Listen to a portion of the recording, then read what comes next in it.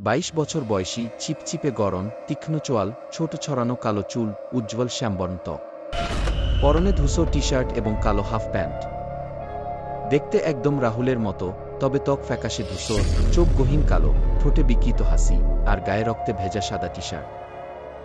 একটি আধো অন্ধকার ঘর। রাহুল বিছানায় শুয়ে আছে। হঠাৎ ফোনের রিং বাজে। সে আলসেমি ভরে ফোন তুলে নেয়। রাহুলের মুখ আতঙ্কিত, ঘামে ভিজে যাচ্ছে কপাল। তার হাত কাঁপছে, ধীরে ধীরে কল রিসিভ করে।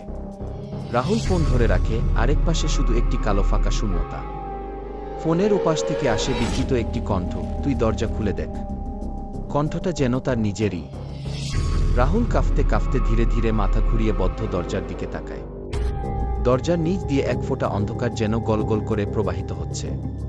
হঠাৎ একটি ফ্যাকাশে, হারসারো হাত দরজার ফাঁক দিয়ে ভেতরে আসে, কালো লম্বা নখ কাঁপতে থাকে, মনে হচ্ছে কিছু খুঁজছে। রাহুলের মুখে নীরব আতঙ্কের চিৎকার। সে কিছু বলতে পারে না, ফোনটা হাত থেকে পড়ে যায়। ধীরে ধীরে দরজা নিজে থেকে খুলে যায়, কিন্তু বাইরে শুধুই ঘন কালো অন্ধকার।